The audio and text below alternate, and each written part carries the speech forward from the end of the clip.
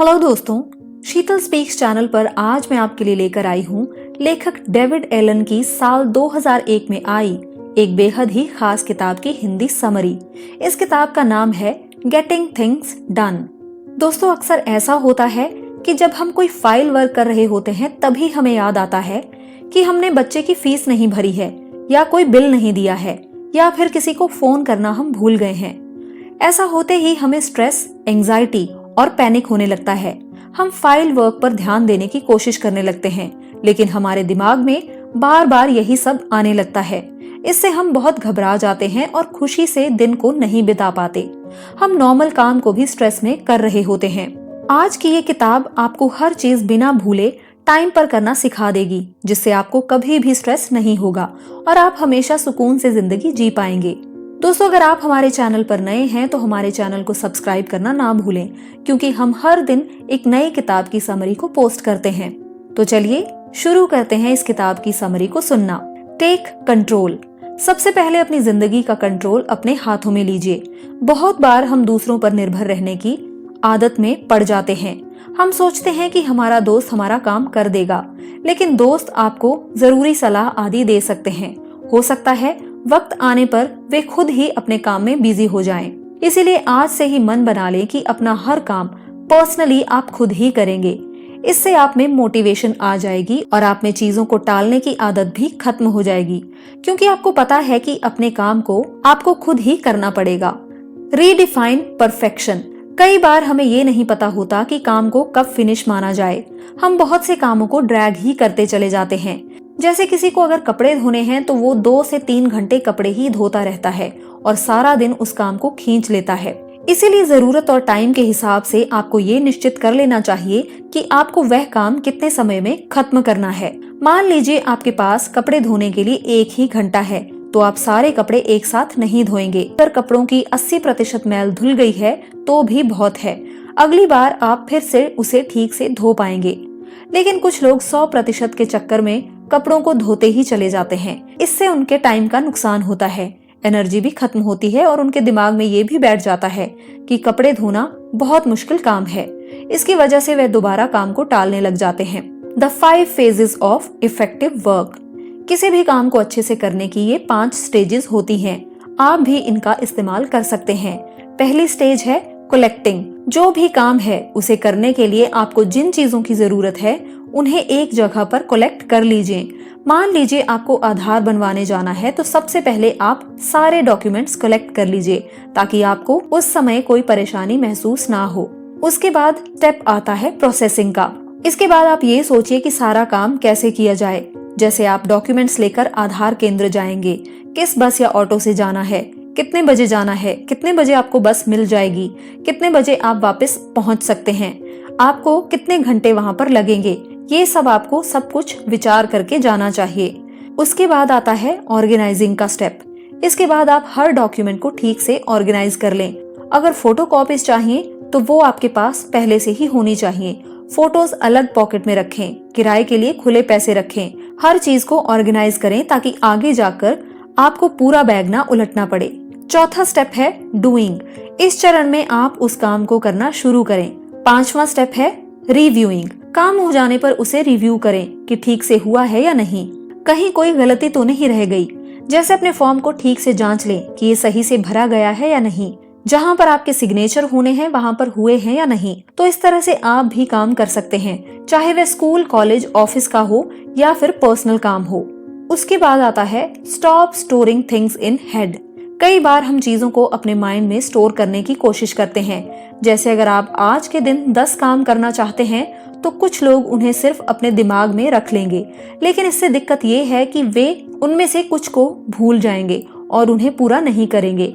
बाद में याद आने पर उनको फिर स्ट्रेस होने लगता है। दूसरा ये कि जब हम दिमाग में बहुत सी चीजों को सोचते हैं तो हमें ठीक से क्लैरिटी नहीं हो पाती कि कौन सा काम सबसे ज्यादा जरूरी है। इसीलिए आप अपने कामों की लिस्ट बनाना शुरू कीजिए। आप पेपर पर लिख सकते हैं, कंप्यूटर या मोबाइल पर भी नोट्स बना सकते हैं। एक बार लिख लेने से आपको सारे 10 काम नजर आएंगे। फिर आप ये देख सकते हैं कि कौन सा काम सबसे ज्यादा जरूरी है, जो आपको सबसे पहले करना चाहिए।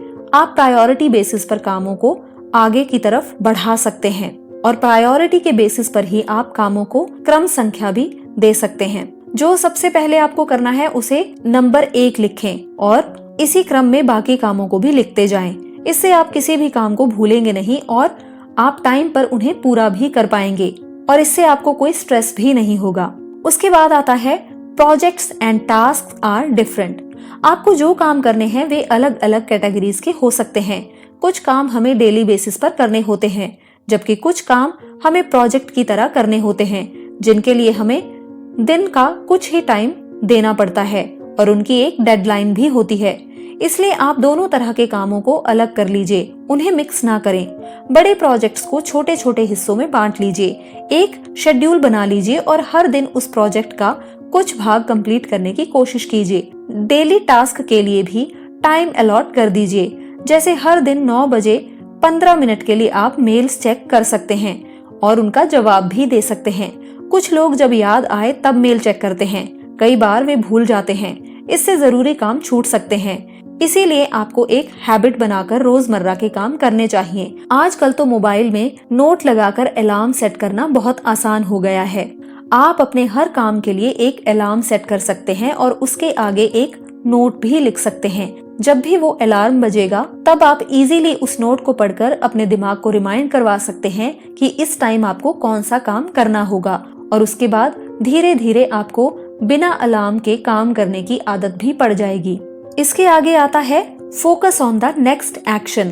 कई बार हम पूरे प्रोजेक्ट को एक साथ देखने लगते हैं, जिससे वह हमें डरावना लगता है। हमें लगता है कि ये कैसे होगा, ये तो बहुत ही ज्यादा काम है। लेकिन आपको सारे प्रोजेक्ट के बारे में सोचने के बजाय उसके सिर्फ अगले एक्शन के बारे में सोचना चाहिए। जैसे कि आपने एक काम के एक स्टेप को कंप्लीट कर लिया हो, तो अब सिर्फ दूसरे स्टेप के बारे में ही सोचें। तीसरे या चौथे स्टेप के बारे में ना सोचने लगें और ये भी ना सोचने लगें कि अभी तो बहुत सारे काम पड़े हैं। अगर आप हर दिन एक भी स्टेप लेते रहेंगे तो एक दिन आप अपने गोल के बहुत पास पहुंच जाएंगे और आपका सारा प्रोजेक्ट आराम से कंप्लीट हो जाएगा।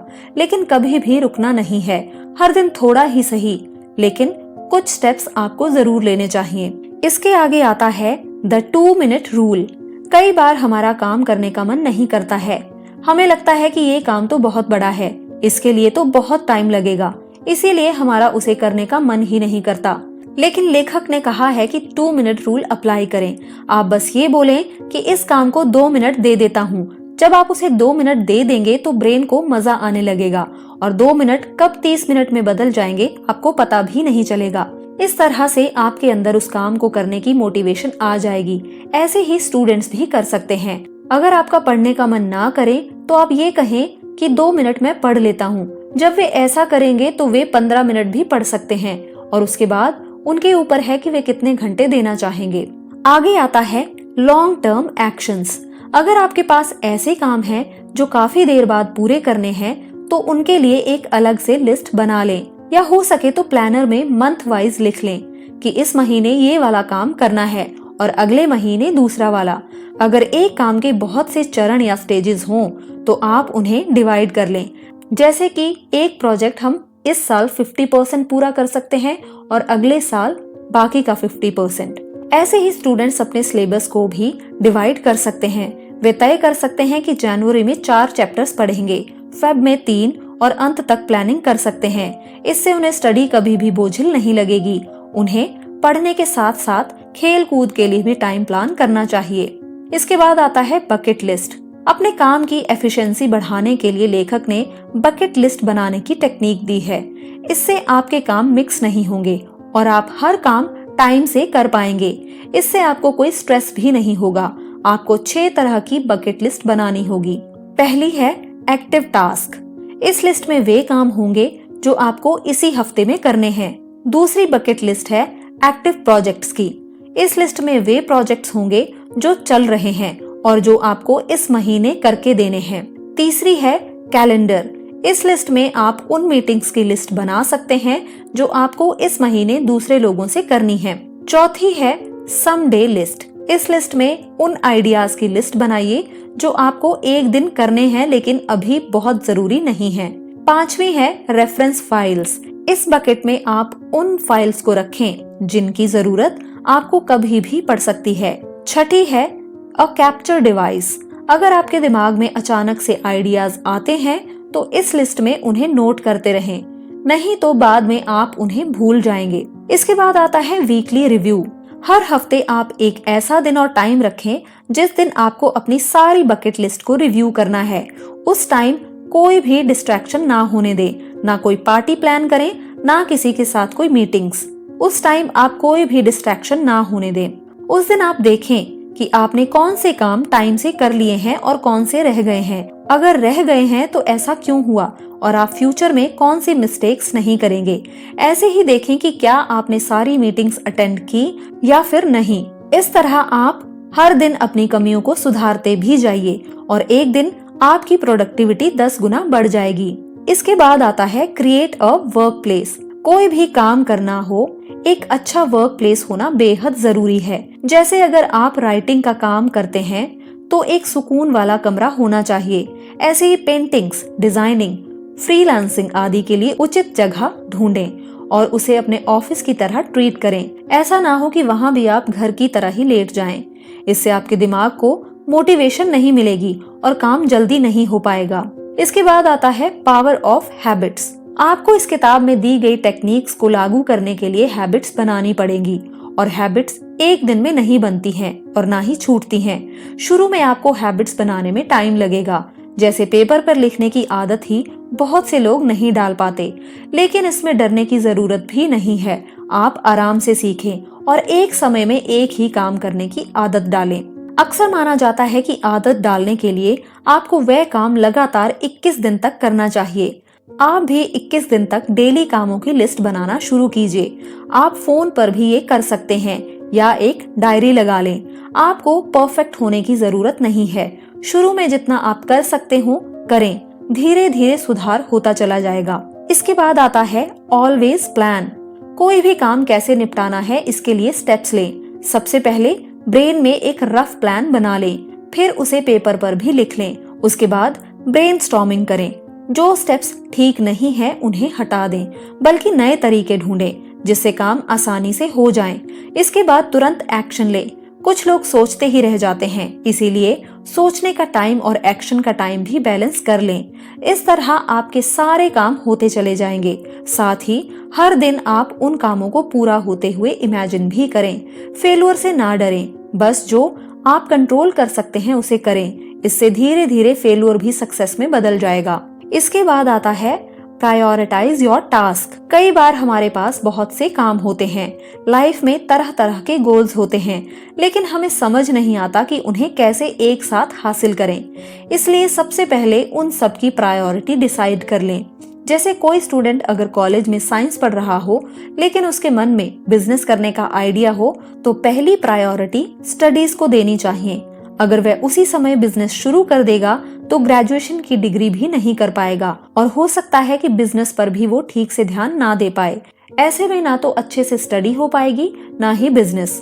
ग्रेजुएशन के दौरान वह बिजनेस के बारे में जानकारी इकट्ठी कर सकता है और बाद में बिजनेस शुरू कर सकता है। इसी तरह समझदारी से हमें अपनी प्राथमिकताएं डिसाइड करनी चाहिए और क्रमानुसार उन पर काम करना चाहिए।